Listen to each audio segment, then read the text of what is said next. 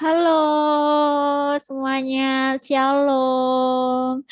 Berjumpa lagi dengan Mistika.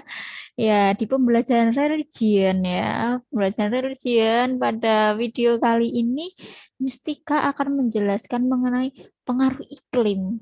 Pengaruh iklim di Indonesia ya. Mari kita simak, mari kita belajar bersama-sama ya. Mistika akan share yang sudah Mistika siapkan.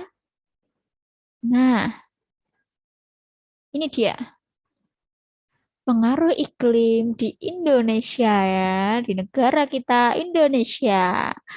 Nah, ini akan ada sedikit cerita-cerita ya. Mari kita simak beberapa cerita ini ya. Nah, saat musim kemarau tiba, Ani dan ayahnya merasa senang. Kenapa ya kok senang?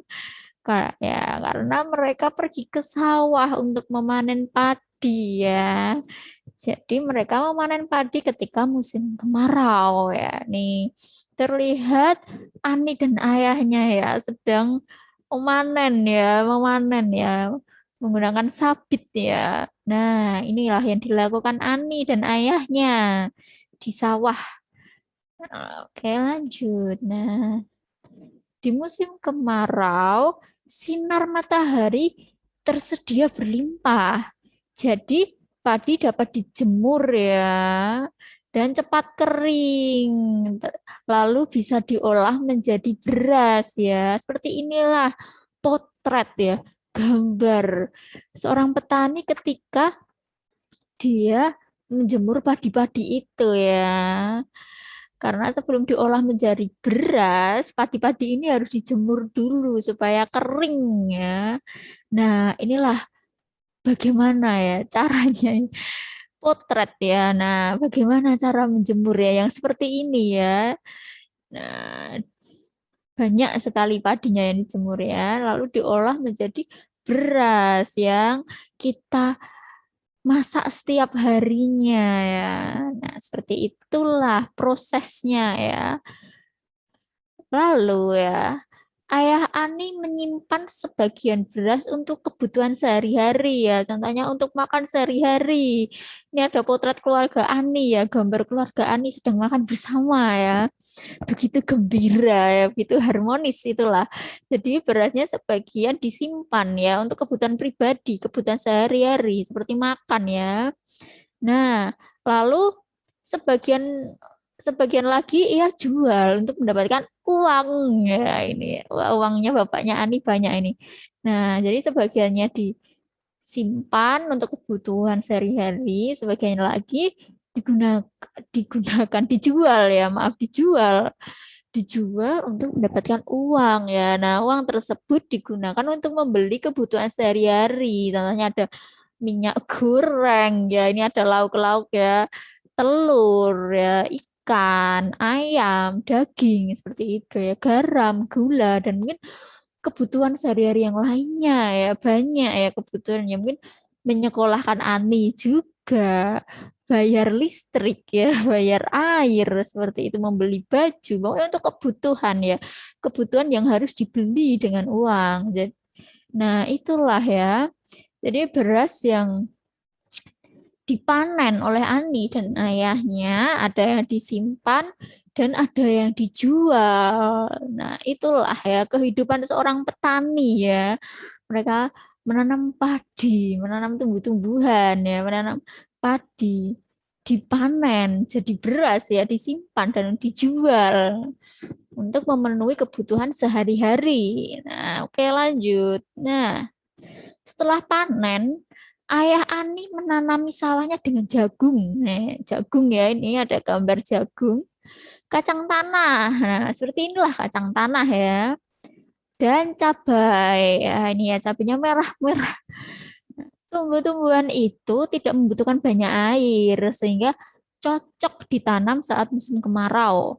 Ani beserta keluarganya pun tetap memiliki persediaan bahan makanan ya. Jadi ada jagung, ada kacang, ada cabai. Jadi ketika musim kemarau tiba, para petani ya, contohnya bapaknya Ani ini, ayahnya Ani ini, dia akan menanam tumbuh-tumbuhan yang tidak membutuhkan banyak air ya, sehingga tumbuh-tumbuhan ini bisa tumbuh dengan baik ya. Kalau menanam tumbuh-tumbuhan yang membutuhkan banyak air, dia akan layu, akan mati karena tidak ada hujan ya. Asupan airnya kurang, pasokan airnya kurang. Jadi ketika musim panas tiba, para petani akan menanam tumbuh-tumbuhan yang tidak membutuhkan banyak air. Contohnya jagung, kacang tanah, dan cabai. Gitulah. Nah, ini cerita berbeda lagi ya. Kalau kita lihat, ini banyak ikan. Ada orang dengan kapal-kapalnya ya, tentu ya pasti nelayan. Nah, di sini ada Pak Supri ya nama nelayannya.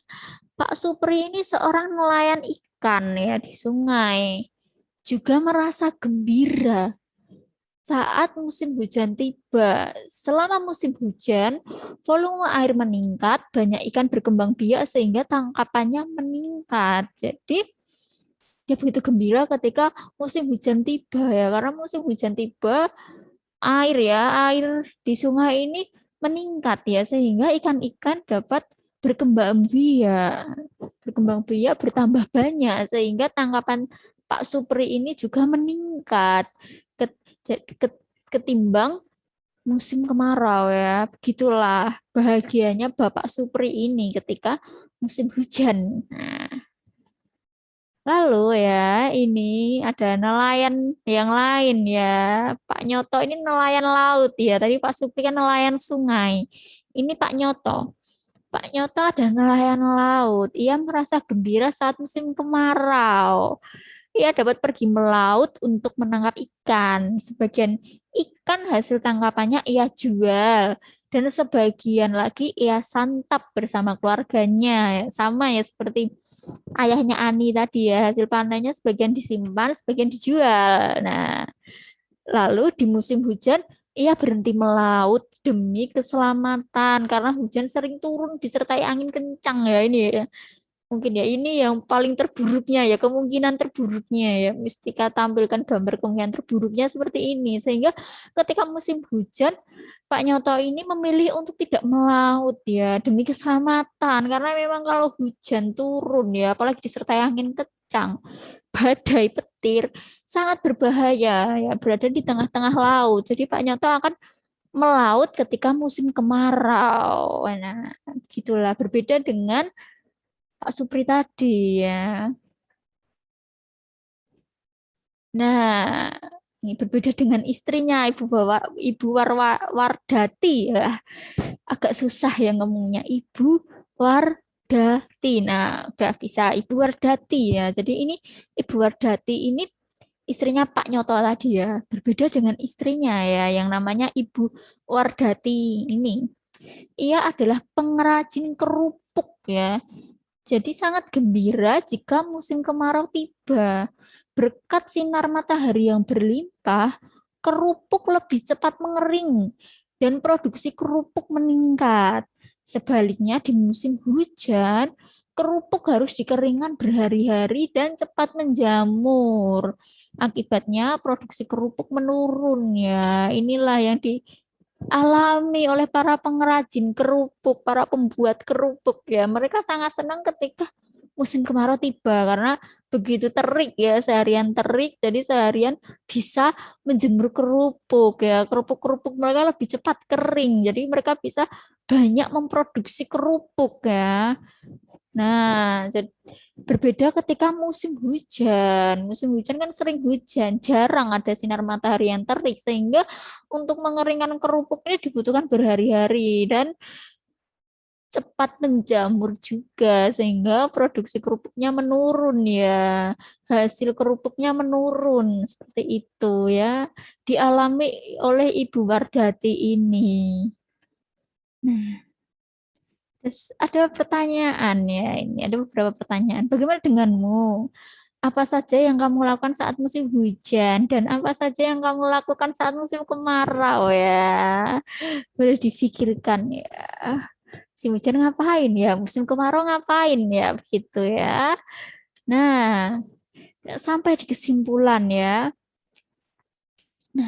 Kejadian 8 ayat 22. Ada apa di Kejadian 8 ayat 22? Mari kita buka bersama-sama.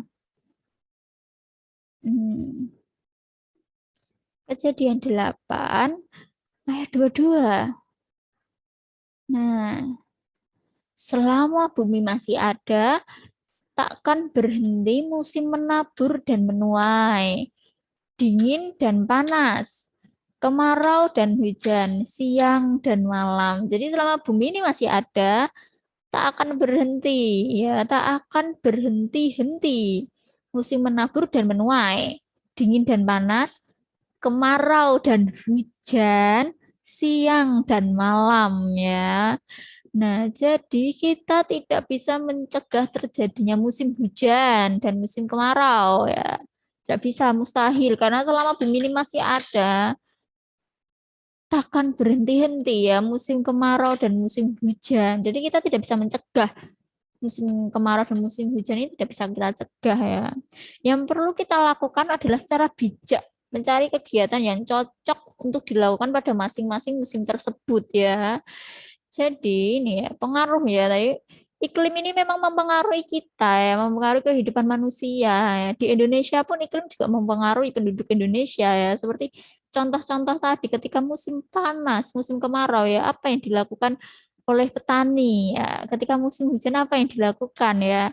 Begitu juga nelayan, apa yang dilakukan ketika musim kemarau, apa yang dilakukan ketika musim hujan ya.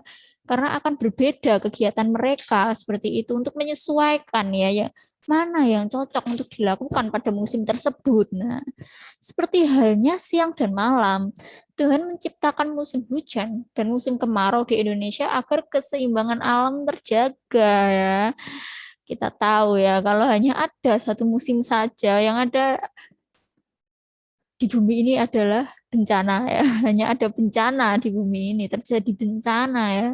Kalau hanya ada musim hujan, terus yang ada adalah banjir ya. Volume air di mana-mana meningkat, meluap, meluber sehingga terjadi banjir.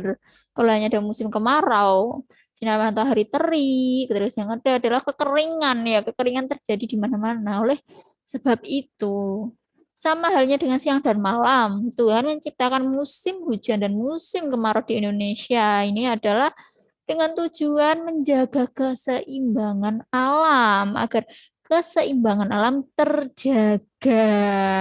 Nah, sekian ya dari video pembelajaran kali ini tentang pengaruh iklim di Indonesia. Itulah, jadi kita tinggal mencocokkan kegiatan apa yang bisa kita lakukan di musim hujan ataupun musim kemarau ya. Karena Tuhan sudah menciptakannya dengan baik, mengaturnya dengan baik untuk menjaga keseimbangan alam. Sekian dari video pembelajaran kali ini, semoga bermanfaat. Tuhan Yesus memberkati. Dadah.